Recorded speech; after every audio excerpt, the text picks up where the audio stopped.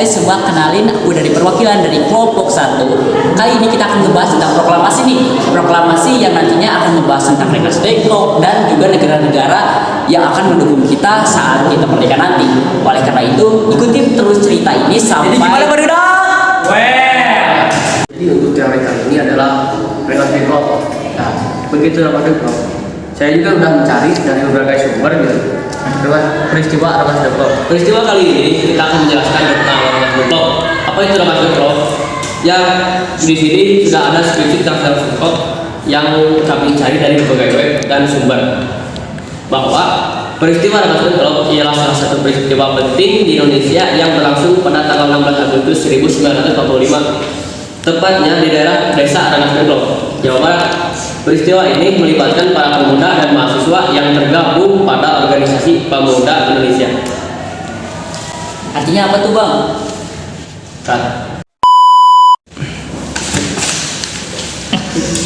Peristiwa ini merupakan upaya pendesakan para founding fathers untuk mempercepat pelaksanaan penyusunan proklamasi yang seharusnya dilaksanakan pada 17 Agustus 1945. Ini beralasan karena pemuda merasa pendudukan Jepang yang melemah dan kehadiran tentara sekutu yang semakin dekat membuat peredaksian kemerdekaan harus disegerakan.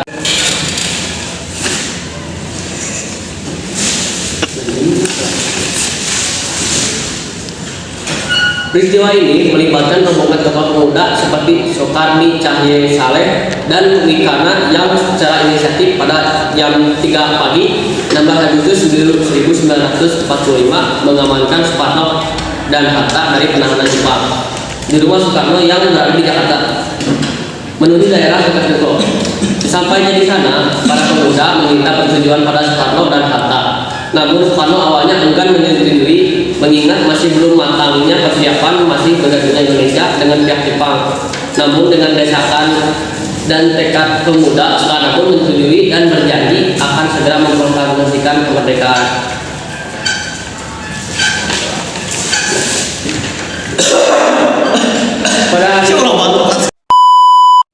Dan lalu pada hari itu juga Kunto harus menyebutnya di Rengas Dengklok dan baru di tengah malam. Rombongan tersebut sampai kembali di Jakarta baru saat keesokan harinya proklamasi dikumandangkan dengan teks yang diketik oleh Siti Mary. Proses penyusunan naskah proklamasi kemerdekaan Indonesia melibatkan beberapa tokoh penting mencakupi Soekarno, Hatta, dan anggota BPUPKI yang lainnya yang tergabung dalam susunan kepanitiaan PPKI yang melewati beberapa tahap penyusunan yaitu sebagai berikut. Ya, lalu yang pertama pembentukan PPKI. Setelah Jepang menyerah kepada sekutu, para pemimpin nasionalis Indonesia menyadari bahwa momentum untuk memperjuangkan kemerdekaan telah tiba. Pada tanggal 7 Agustus 1945, BPUPKI membentuk PPKI untuk mempersiapkan proklamasi kemerdekaan. Yang kedua, diskusi dan perundingan PPKI mulai bekerja pada tanggal 14 Agustus 1945. Para anggota PPKI secara intensif melakukan diskusi dan perundingan untuk menyusun teks proklamasi dengan perumusan kata yang tepat guna memperjelas maksud dari tujuan proklamasi kemerdekaan. Yang ketiga, pengaruh dan konsep dokumen sebelumnya. Dalam proses penyusunan naskah proklamasi, terdapat pengaruh dari konsep dan dokumen penting sebelumnya sebagai inspirasi, kerangka, dan prinsip dasar yang digunakan untuk naskah proklamasi. Lalu yang keempat, peran Soekarno-Hatta berperan sentral dalam penyusunan naskah proklamasi. Soekarno memberikan pengaruh besar terhadap bangsa dan semangat dalam naskah tersebut. Sementara itu, Bung Hatta memberikan kontribusi dalam merumuskan isi dan substansi proklamasi.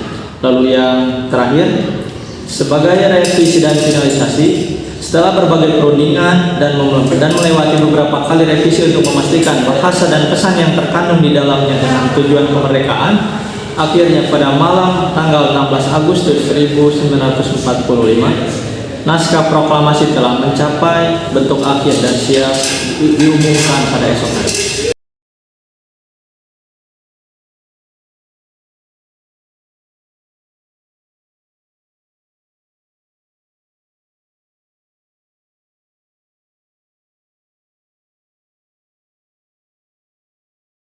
Di sini saya akan menjelaskan proklamasi kemerdekaan Indonesia pada tanggal 17 Agustus 1945.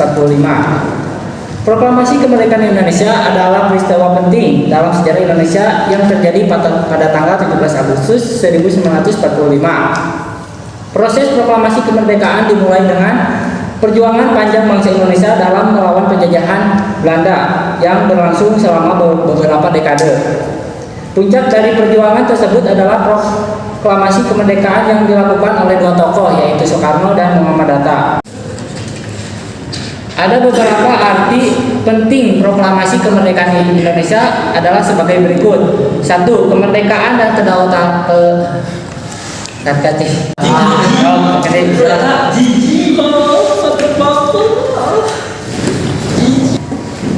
Ada beberapa arti penting proklamasi kemerdekaan Indonesia adalah sebagai berikut. 1. Kemerdekaan dan kedaulatan. Proklamasi kemerdekaan mengumumkan bahwa Indonesia adalah negara yang merdeka dan memiliki kedaulatan atas wilayahnya sendiri. 2. Simbol persatuan dan identitas. Proklamasi kemerdekaan menjadi simbol persatuan bangsa Indonesia dalam mencapai kemerdekaan. 3. Inspirasi perjuangan. Proklamasi kemerdekaan Indonesia telah menjadi inspirasi bagi banyak bangsa di dunia. Proses perjuangan Indonesia memberikan contoh tentang pentingnya semangat dan tekad dalam mencapai tujuan kemerdekaan.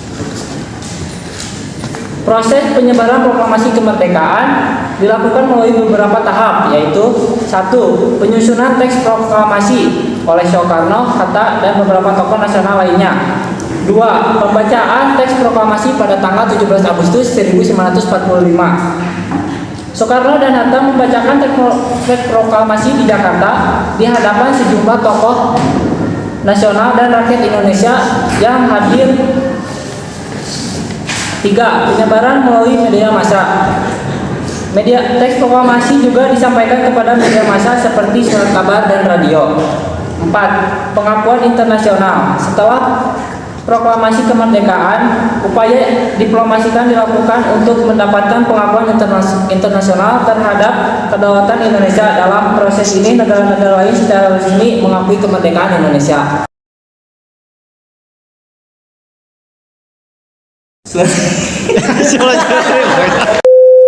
Kita terdapat beberapa tokoh nasional yang terlibat langsung dalam proklamasi kemerdekaan Indonesia. Berikut adalah beberapa di antaranya. Pertama, Soekarno sebagai proklamator serta pembaca teks proklamasi yang selanjutnya dipercaya sebagai presiden pertama.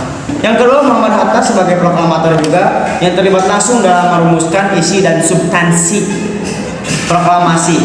Atas dasarnya dia ditunjuk mendampingi Soekarno sebagai wakil presiden.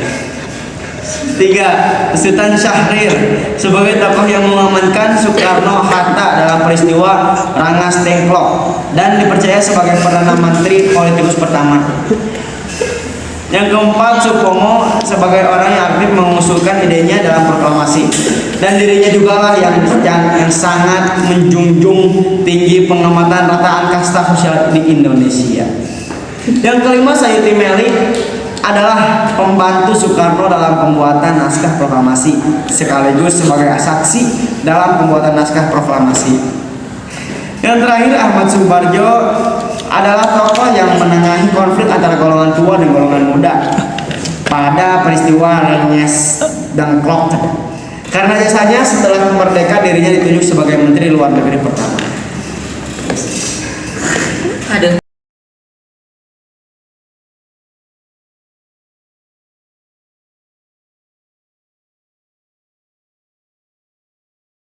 Proses pembentukan pemerintah negara Indonesia. Setelah proklamasi, beberapa sidang PPKI. PPKI ya Panitia Persiapan Kemerdekaan Indonesia. Berikut adalah penjelasan singkat mengenai sidang PPKI.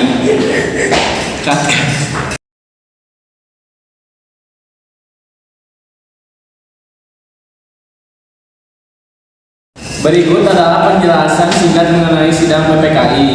Pertama, sidang PPKI kedua dan sidang PPKI ketiga. 1. Sidang PPKI pertama 18 Agustus 1945. Sidang PPKI pertama diadakan pada 18 Agustus 1945 di Jakarta.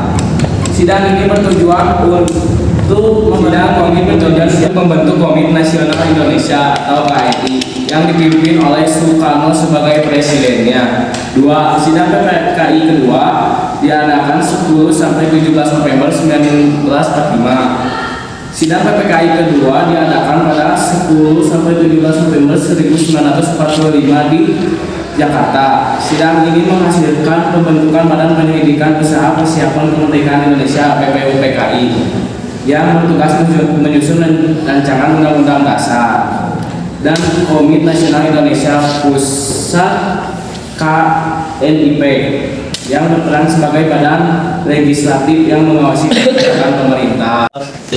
Sidang PPKI ketiga 29 Januari sampai 1 Februari 1946. Sidang PPKI ketiga diadakan pada 29 Januari sampai 1 Februari 1946 di Yogyakarta. Sidang ini menghasilkan pengesahan Undang-Undang Dasar Negara Republik Indonesia atau UUD NRI 1945 yang menjadi landasan konstitusi bagi negara Indonesia dan pembentukan pemerintahan negara Indonesia yang terdiri dari presiden, wakil presiden, dan kabinet. Melalui rangkaian sidang PPKI, Indonesia berhasil membentuk pemerintah yang sementara dan menghasilkan Undang-Undang Dasar 1945 sebagai landasan konstitusi negara.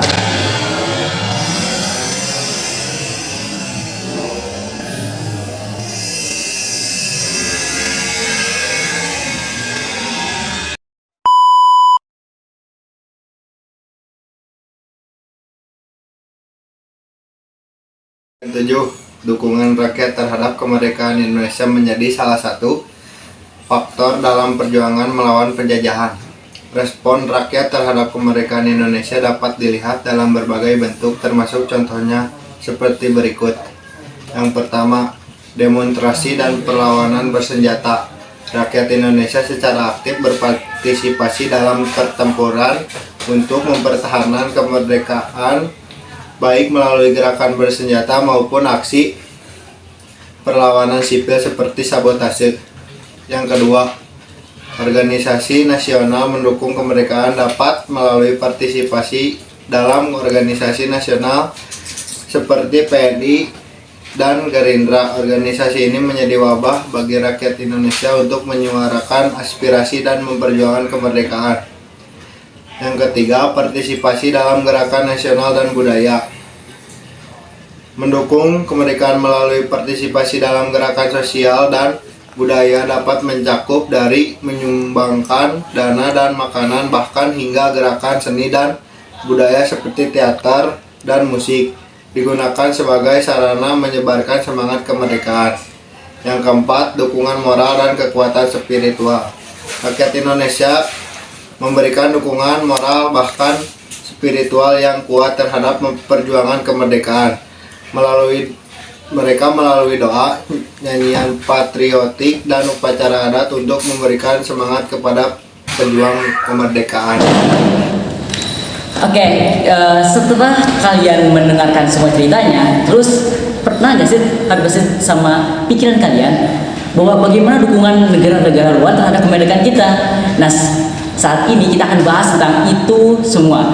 Ternyata itu bahwa dukungan yang banget gak semuanya mendukung dan gak semuanya rela lepas dari jajahan Belanda itu.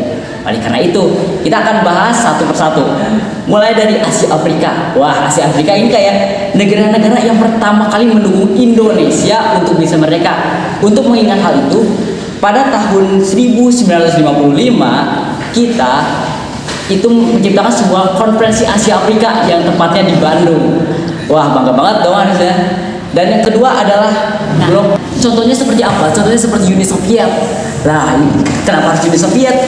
Uni Soviet kan terkenal dengan hal yang buruk. Justru lah Uni Soviet lah yang membawa pengaruh positif terhadap Indonesia, karena bantuannya terhadap diplomatik dan material militer yang membuat kita saat baru saja merdeka memiliki fasilitas dan juga pertahanan yang cukup mumpuni. Dan selanjutnya ialah Amerika Serikat. Waduh, kenapa nih? Apakah emang pada dasarnya kita diputuskan untuk menjadi netral? Nah, di balik itu semua pada awalnya memang Amerika Serikat memiliki respon yang cukup bervariasi. Ya, seperti pada umumnya, blok barat masih belum bisa melepaskan Indonesia secara utuh. Baru pada saat 1949 dengan tarikan dari PBB, akhirnya Amerika Serikat menyambut dengan baik bagaimana Indonesia bisa merdeka. Selanjutnya ada nih, kalian pasti kaget, ialah Belanda. Kenapa Belanda harus banget sih ngelepasin Indonesia? Justru ya, karena adanya Belanda itu ngebuat mereka cukup bisa bilang menguntungkan kita dan juga menguntungkan mereka pastinya.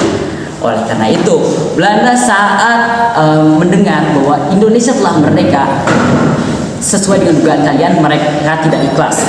Karena tahu sendiri, mereka memiliki sebuah power yang cukup bergantung dengan yang namanya Indonesia. Saat Indonesia menyatakan bahwa dirinya merdeka, Belanda sangat gusar menjalankan semua aksi militer untuk mengambil alih seluruh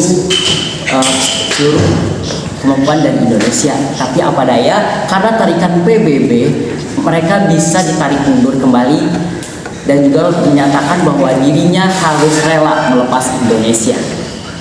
Dan yang terakhir ialah PBB. Siapa sangka PBB yang pada dasarnya mendukung blok barat akhirnya mendukung Indonesia untuk merdeka. Dengan cara pada tahun 1947 dia memberikan sebuah komisi yang dimana Indonesia di situ cukup andil tempat duduk, sehingga suara dari Indonesia cukup terdengar dan membuat bangsa barat harus rela melepaskan Indonesia dalam genggaman. Mungkin itu aja dari seluruh negara-negara yang mendukung kita. Semoga bermanfaat. Dan gimana Baru?